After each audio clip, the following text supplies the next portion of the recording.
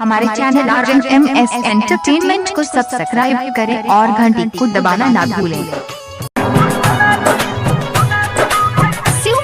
Recording studio Delhi.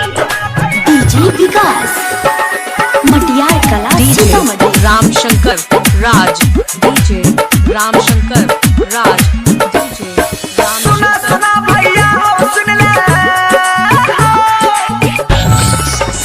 सुना भैया हो सुन ले, हमारा भैया से तोहरी सुन ले हो। पहला में हम पौधे गलिए, दूसरा में हम दिल लगलिए, तीसरा में आई लव यू कहीं के, चौथा में हम चुम्मा ले लिए हो। सुना भैया हो सुन ले डीजे विकास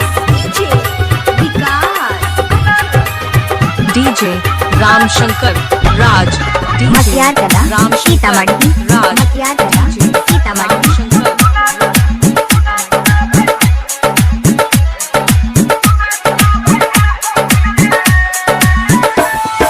सुना भैया हो सुन ले, सुना भैया हो सुन ले, हमारा बात ध्यान से सुन ले हो।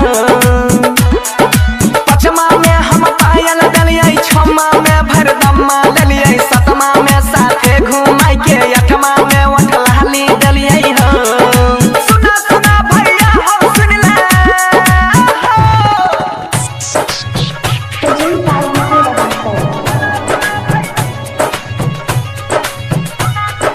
डीजे विकास डीजे मटियार रामशंकर कला राज डीजे रामशंकर राज डीजे रामशंकर सुने अंकित रही सुन ले, बंसी धर के दहरद सुन ले रे।